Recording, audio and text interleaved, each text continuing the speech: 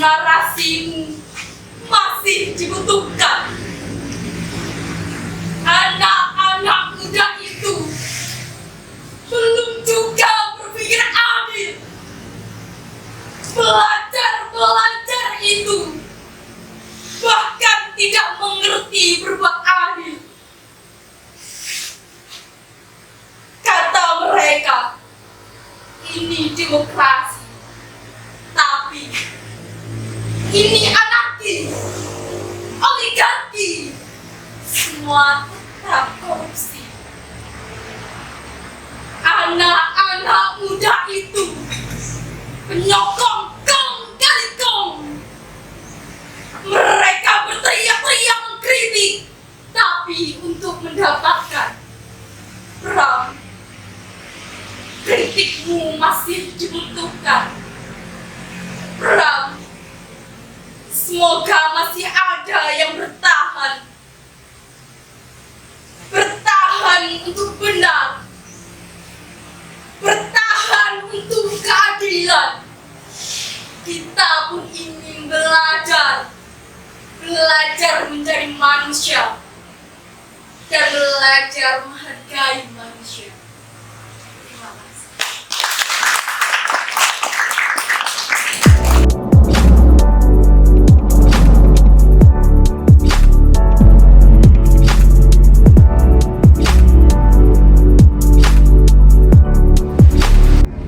Assalamualaikum warahmatullahi wabarakatuh. Karena saya paling pendek ya, saya 3. Anak ini waktu lahir saya kelaparan, saya berdiri. Kalau saya duduk kelihatan cuma kepala saya. Tinggi badan saya setinggi Napoleon Bonaparte. Barangkali otak saya terbalik, otak saya kecil. Napoleon otaknya besar, raksasa dunia. Saya mendengar dongeng tentang lapak jalanan di Mojokerto tadi yang digusur 2 kali. Mohon barangkali pertemuan ini akan digusur yang 3 kalinya. Alhamdulillah. Silakan digusur hari ini ketika saya bicara di sini karena dianggap mungkin hoax. Tapi jangan takut. Kalau ini digusur kita akan bikin lagi yang lebih besar dari ini. Karena kita harus berani hidup, kata Pram. Hidup harus berani, menang kalah lain lagi. Ya apa enggak? Tapi kalau kita nggak punya keberanian, kemana kita pergi? Hanya manusia-manusia berani yang menaklukkan 3/4 dunia. Jadi barangkali dari Mojokerto nanti ada yang akan menaklukkan dunia. Tapi harus digusur hari ini. Bangun yang lebih kuat lagi, lebih besar lagi. Itu berarti manusia tidak bisa ditindas oleh kekuasaan apapun. Kalau Anda pergi ke Pataba, begitu masuk halaman, Anda akan baca tulisan itu. Bacalah, bukan bakar. Itu cetakan dari Pram ketika bukunya dibakar, dihancurkan tahun 65. Benar itu, jadi Pram meminta supaya jangan bakar, tapi dibaca. Saya punya konsep baru. Bacalah dan bakarlah sekalian. Tapi pakai titik-titik. Ngerti nggak maksudnya? Isi apa yang cocok dengan itu. Jadi itu Anda belajar dari diri Anda sendiri. Kalau cuma belajar dari diri sendiri, Anda bisa jadi cerdas dan jadi manusia sejati. Seperti kata-katanya Motatuli. Tugas manusia adalah menjadi manusia itu sendiri. Dan Anda ini manusia-manusia tunggal, tidak ada duanya. Mbak itu nggak ada duanya di dunia ini, kayak begitu itu. Dan itu harus Anda banggakan. Oh di sini, Anda harus bicara tentang diri sendiri. Aku ini manusia tunggal, jadi aku punya harga diri. Karena Anda punya harga diri, Anda harus menghargai orang lain. Dan seterusnya, maka jadilah manusia dulu. Ada kata-kata mutiara sebelum Thomas Hobbes mengatakan Homo homini lupus. Pernah dengar? Ya. Manusia pasti berwatak serigala, nggak bisa tidak. Cuma Anda bisa mampu atau tidak menindas watak itu dalam diri Anda. Kalau Anda nggak bisa, ya Anda jadi serigala. Nah itu kata mutiara itu sebenarnya dibelahan, dibelah dari Plautus. Juga gitu, homo homini lupus, no homo. Lanjutannya, Anda belum manusia kalau Anda tidak mengerti hakikat diri Anda sendiri. Bisa kan? Ngerti nggak? Anda baru jadi manusia kalau Anda mengerti hakikat diri Anda sendiri. Mas, ada apa hakikat Anda? Mas, bisa nggak jawab? Mbak, yang manusia tunggal, apa? Hakikat Anda itu? Membantu orang lain. Membantu orang lain. Membantu orang lain, nggak usah makan Anda. Jadi untuk jadi manusia, Anda harus bisa hidup dari tenaga Anda sendiri. Pertama kali untuk diri sendiri, kemudian untuk keluarga, baru untuk generasi yang akan datang. Itu hakikat diri Anda. Caranya bagaimana? Jadi manusia. Nah, itu Anda harus baca bukunya Buta Tuli, apa nama itu? Apa mas? Yang terkenal di Indonesia itu? Apa enggak? Ya, apa bukunya yang terkenal di Indonesia? Yang Buta Tuli itu. Itu kan disebut tentang seorang yang namanya Max Havelaar. Max Havelaar bukunya ya. Itu dari bahasa Belanda, Max Babelar. Babelar artinya apa? Omong gede, jadi si Max itu omong gede. Itu, jadi manusia harus omong gede kalau menurut dia dalam bukunya Max Havelaar. Dia demi orang Jawa sampai jadi pengkhianat bangsanya sendiri, yaitu bangsa Belanda. Dan mati pun ditolak di negeri Belanda, dia mati di Jerman demi orang Jawa. Karena dia orang Jawa saking melarangnya diperas oleh Belanda, makan rumput dan daun-daunan. Jadi kita itu dijadikan ternak oleh Belanda itu. Itu bukunya terkenal Max Havelaar tadi. Jadi buku itu tugas manusia dalam menjadi manusia itu disimbolkan. Cara menyimpulkannya yaitu bisa apa tidak Anda baca buku itu mengambil manfaat dari buku itu. Buku bagus kayak bukunya Pram misalnya tetralogi, kalau Anda baca seperti makan kacang goreng, nikmatnya hilang ya bukunya hilang, nggak ada yang tercantum di kepala saya. Maka membaca pun perlu budaya, membaca pun perlu pengamatan. Maka itu oleh bapaknya Pram tuh, itu penggemar sekali bukunya Max Havelaar tadi dibaca, akhirnya dia menyimpulkan untuk menjadi manusia Anda harus melalui 3 stadium: belajar, bekerja, berkarya. Ya, belajar karena Anda begitu lahir Anda menjadi piutang, terutama orang tua Anda. Kalau anak lahir ya ibu yang menyusui, itu Anda sudah tergantung pada orang lain. Nah, itu namanya stadium pertama, namanya belajar. Ketika Anda sudah mampu bekerja, Anda harus membayar hutang yang Anda makan sejak lahir itu. Jadi belajar dan bekerja. Kalau pembayaran hutang Anda bekerja itu belum lunas, Anda belum jadi manusia.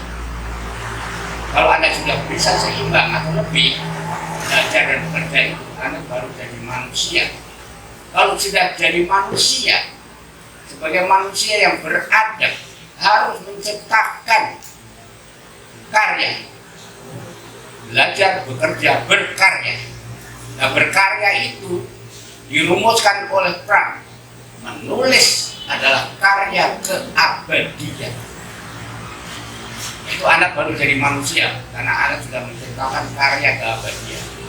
Tapi menurut saya kurang itu, karena karya keabadian itu tidak mengenyangkan perut Anda, mengenyangkan otak Anda. Harusnya yang Anda utamakan adalah mengenyangkan perut dulu, baru mengenyangkan otak. Makanya kalau ada ini nggak kata-kata di satu Socrates, cogito ergo sum, pernah dengar? Nah, Saya berpikir maka saya ada. Betul nggak Pak? Salah menurut saya. Salah. Harusnya saya ada maka saya berpikir. Terbalik. Harusnya kalau menurut saya ada baru saya bisa berpikir. Bukan saya berpikir kalau saya ada. Salah kalau menurut saya. Ini saya. Oh gitu, Gus. Saya berpikir maka saya ada. Saya anggap salah itu. Harusnya saya ada maka saya berpikir. Itu. Satu lagi, Pram mengatakan hanya generasi muda yang akan menciptakan para calon pemimpin. Benar nggak Pak? Hanya kaum muda yang bisa melahirkan calon pemimpin. Benar apa enggak? Saya bilang salah. Tidak cuma kaum muda yang bisa melahirkan pemimpin, tapi semua golongan bisa menciptakan pemimpin. Tinggal punya kemampuan apa tidak. Bukan muda atau tua, tapi kemampuan ada atau tidak di setiap generasi. Itu menurut saya. Ya, silakan aja bantah kalau nggak setuju. Tapi jangan menimbulkan apa yang dinamakan apologet. Pembicaraan yang menimbulkan debat dan menimbulkan perkelahian. Jangan, kita bicara hanya sebagai seorang manusia yang bebas. Ya. Debat, tapi jangan bicara masalah senjata. Ingat nggak peristiwa bentrok antara manifest kebudayaan dengan rekrat? Pernah baca nggak? Itu kan polemik biasa, polemik tentang kesusastraan. Kenapa kemudian kok bicara masalah granat? Kantornya Perang Bintang Timur, surat kabar itu bukan surat kabar komunis, surat kabar PNI yang diketuai oleh Esna ini. Di situ ada rubrik tiap minggu sekali perdebatan antara lekra dengan manifest kebudayaan. Debat ya harus dijawab dengan debat, bukan dengan granat. Nah, jadi ternyata manifest kebudayaan belakang didukung oleh militer. Kenapa militer? Karena Pram itu anti militer, walaupun dia sendiri bukan militer. Ya. Jadi kesimpulan dari situ kalau kita debat ya sebatas debat. Suara keras itu biasa, tapi bukan granat yang bicara. Terus, ngerti nggak? Jadi kesimpulan dari Pram tadi itu hanya pemimpin yang menciptakan calon pemegang kekuasaan itu menurut saya salah. Siapa saja. Sekarang kita contoh. Ketika Ibu Susi diangkat jadi Menteri Kelautan, orang itu berkata bisa apa? Cuma tamat SMP, ya kan? Tapi siapa yang bisa melawan dia? Pesawat terbangnya dari 54. Negara kita tidak punya lagi pesawat angkut kepresidenan, nggak punya. Dia punya pesawat, dia bisa ngalahin. Padahal cuma tamat SMP, Perang. Justru cuma tamat SD, siapa yang bisa mengalahkan dalam sastra sekarang? Belum ada. Di Amerika kemarin saya temui Max Lane dari Australia, ketemu di UGM sana. Ya. Dia mengatakan bahwa bukunya Perang Bumi Manusia di Amerika sudah dicetak 40 kali. 40 kali. Di Indonesia nggak tahu kalau bajakan ini mungkin 100 kali. Bajakannya resminya paling 10 kali. Tentunya begitu. Nah itu Perang itu kemudian saya perbaiki kesimpulannya, karya keabadian. Betul itu, tapi Anda harus memikirkan perlu Anda dulu. Nah itu saya perbaiki supaya Anda bisa menulis sastra, membaca sastra secara bermakna. Perlu Anda harus kenyang lebih dulu. Kalau kurang tanda lapar, bagaimana Anda bisa berpikir? Ada yang ngomong gini juga, kalau bagus bisa sambil makan kan? Jadi kita perlu harus diutamakan. Makanya dalam kesimpulan saya dari Max Havelaar sampai Pram tadi, kesimpulan saya, tugas manusia menjadi manusia hanya bisa dibuktikan dengan menciptakan nilai lebih. Nilai lebih ada 3, nilai lebih tambah, nilai lebih apa itu? Surplus value, value added, dan saya menciptakan nilai lebih yang tidak pernah disebut di dunia ini. nilai lebih absolut. Petani menciptakan nilai lebih masih berbahaya dengan apa? Musim, banjir, bibit yang jelek, hama dan sebagainya masih tergantung. Buruh bekerja di pabrik gimana? Masih tergantung pada majikan, orangnya baik atau enggak. Saya menciptakan nilai lebih dengan catatan absolut. Nilai lebih yang diciptakan secara murni, cuma dengan tenaga, walaupun dengan ongkos yang sedikit. Itu menjadi penciptaan nilai lebih yang absal yang sekarang saya lakukan, yaitu menjadi rektor. Tahu rektor? Kepanjangan dari apa? Mas, rektor apa mas? Rektor. Itu kan saya yang bilang. Nama asli rektor adalah pemimpin perguruan tinggi. Itu rektor. Saya rektor, tapi orang yang saya kalau malam operasi di Blora itu di depan wartaan restoran-restoran itu kan banyak sampah. Saya pulungi, saya ambili, saya bersihkan, kemudian menjadi barang-barang yang bisa dijual, bisa dimanfaatkan mulai kambing, ayam, dan segala penganan yang ada yang saya kumpulkan dari barang-barang kotoran itu. Dan saya itu rektor. Kemarin sejak hari Senin, cerita saya sebagai rektor itu dimuat di Jawa Pos. Cuma Radar Kudus, satu minggu, Senin, Selasa, Kamis, Jumat, Sabtu kemarin yang terakhir, bagian yang ke-6. Kemarin saya minta supaya dicarikan Radar Kudus di Surabaya nggak ada. Bapak kan berbicara Surabaya, tapi Radar Kudus nggak diberikan di sini, hanya di Kudus. Itu dimuat di sana, dimuat di sana. Cerita saya itu, dia nantang saya, Pak, kapan operasi malam jadi rektor? Sudah Isya, saya orangnya optek, tepat waktu, sudah 7:30 habis Isya kok nggak ada orang ini datang. Saya baru berangkat 2 langkah, tahu dia muncul sama pengarahkan seorang wartawan perempuan Nur namanya. Jadi bayi hati direktur Radar Kudus sama wartawan itu kemudian mengikuti saya motor keliling Blora 1,5 jam, 1 jam penuh, saya pulang. Tunggu saya di sini, balik lagi saya cari lagi bertiga mereka. Satu dapat 1 jam lagi, pulang lagi. Yang nantang saya sampai subuh. Kadang-kadang sampai subuh dia nyari itu dari Isya. Baru 2,5 kali putaran, Pak, kami nyerah. Terus ngajak pulang, ngajak ngobrol ini itu di rumah. Tadinya saya tawari nginep di Pataba. Karena Pataba itu ya perpustakaan liar. Itu bahagia dari PDK perpustakaan liar. Karena liar, buku di sana itu nggak teratur, berantakan mana-mana. Saya nggak mau betulkan. Maksudnya apa? Kalau perpustakaan itu rapi, berarti nggak dibaca orang. Kalau berantakan berarti banyak kunjung, gitu loh. Nah, untuk nyari buku yang Anda maksud, Anda harus cari sendiri, self-service. Nah, lama kan dicari. Nah, Anda itu haus kan? Di sana selalu kita sediakan minum. Kalau Anda sampai siang, misalnya dari pagi, lapar. Kalau kami lagi makan, kita ajak undang makan.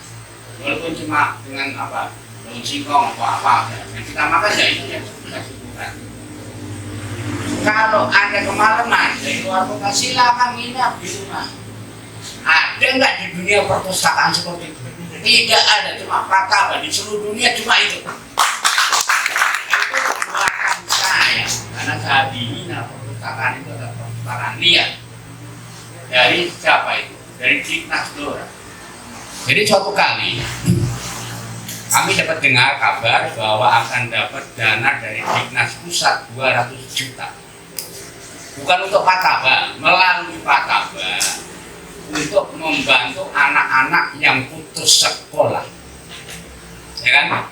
Tapi kita harus membuat proposal, buka rekening, terus membuat akta notaris, pendirian, perkod dan sebagainya. Semua sudah lengkap. Tinggal satu rekomendasi dari Dignas Blora. Tidak dikasih. Kenapa? Kenapa Mbak? Coba. Nah, kenapa nggak dikasih? Dia minta 20%. Jadi dari 200 juta dia minta 40 juta. Saya menolak untuk itu. Kenapa? Dengan cara melawan. Kita kan melawan. Nah, saya tanya sama Dignas itu. Soekarno-Hatta memproklamasikan kemerdekaan, minta izin siapa?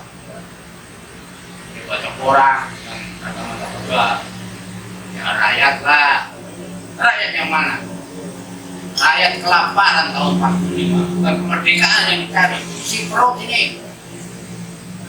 Ya, Pak ada sekarang sok ke negeri. Jadi saya lawan, apalagi cuma ke negeri. Hakim Jakarta Timur saya lawan. Hakim apa kamu bicara kayak ganti. Jadi saya berani kalau cuma asal jangan main tembak. Kalau saya tembak nggak bisa. Jadi tadi keanjuran saya juga gitu. Silakan hari ini kalau bisa dibubarkan ini. Kita bentuk lebih besar lagi. Nggak akan mati karena ditakuti dengan dibubarkan. Barangkali cukup sekian. Kalau mau tanya silakan tanya apa saja. Yang porno, yang sentimental, yang berbau politik, berbau apa silakan tanya sama saya. Karena kemarin saya diundang ke Surabaya kan. Maunya saya tanggal 10 Februari. Tapi mereka sudah pesan tempat tanggal 17 Februari. Kemarin tepat pada ulang tahun saya ke 81. Kenapa saya begitu gairah datang ke Surabaya dan kemudian ke sini? Kenapa? Saya harus mengalahkan Pram dalam umur. Pram umurnya 81-83 hari. Ngerti ya? Jadi kalau kemarin tinggal 83 hari lagi harus saya kalahkan dia. Kalau saya kalahkan dia, memang Pram harus saya habis dengan sebagai kakak, sebagai pengganti orang tua, sebagai teman seprofesi, penulis, pengarang, dan sebagainya dan sebagainya. Tapi yang utama, dia adalah guru saya dalam perkembangan masyarakat secara dialektika. Murid harus mengalahkan guru. Kalau guru tidak terkalahkan, kita bukan jadi masyarakat yang berkembang, tapi masyarakat yang berkembang mundur. Nah itu makanya Pram harus kalahkan yang utama dalam umur dulu. Nah, silakan ya, tanya mana yang kira-kira kurang apa yang saya katakan. Kurang lebihnya apa? Waalaikumsalam. Sangat luar biasa sekali. Pak, sebenarnya saya mau tanya soal perkembangan literasi pada saat Bapak waktu itu kan Bapak sudah lulus Pak ya dari Rusia untuk pulang. Itu Bapak langsung di penjara Pak. Jadi gini, saya berangkat ke Rusia tahun 62 sesudah menjadi sukarelawan pembebasan Irian Barat. Pangkat letnan, kepala perbekalan batalion serbaguna Trikora. Jadi harusnya itu saya kan anak buah langsung dari Pak Harto, komandan Trikora. Harusnya saya ada bintang nih, Mas. Ya kan? Saya dapat gebuk. Digebuk pulang dari penjara saya langsung dikerangkeng. Mata saya ini praktis buta karena tonjokan cincin yang ada akiknya nih. 4 bulan saya mata merah. Sekarang ini praktis cuma 20% mata kiri. Kalau yang ini masih bisa Anda lihat cantik banget. Masih hebat mata saya. Nah itu karena saya kelahiran tahun 37 oleh Yasin, tapi Yasin terus oleh Andreas Theo dari negeri Belanda, juga Indonesianis, jadi banyak lupa tentang Indonesia. Saya dimasukkan ke angkatan 66. Kalau angkatan 66 berarti saya angkatannya Orde Baru. Kayak Taufik Ismail, Rendra, dan begitu seumur dengan saya. Sebagai generasi yang lain itu ya saya siap aja dimasukkan ke dalam angkatan 66. Tapi secara ideologis saya menolak menjadi angkatan 66 karena saya dimusuhi oleh Orde Baru. Kok musuh kok dijadikan angkatan sama itu bagaimana? Jadi angkatan menurut saya sebagai apa menggelari saya angkatan 66 terus terang saya tolak. Angkatan saya adalah angkatan diri saya sendiri. Saya adalah manusia yang sekarang menemukan jati diri saya. Orang menyebut saya itu individualis, seperti juga Pram, idealis. Kalau Pram optimis, saya pesimis. Tapi Pram nggak sampai menyebutkan dirinya adalah nihilis. Saya adalah nihilis. Maksudnya apa nihilis? Kalau saya sebagai manusia tidak punya fungsi lagi, silahkan saya bunuh atau saya bunuh diri saya sendiri. Tapi sampai hari ini dengan umur yang 81, saya masih eksis sebagai manusia yang punya apa? Fungsi, yaitu sebagai laki-laki. Terima kasih.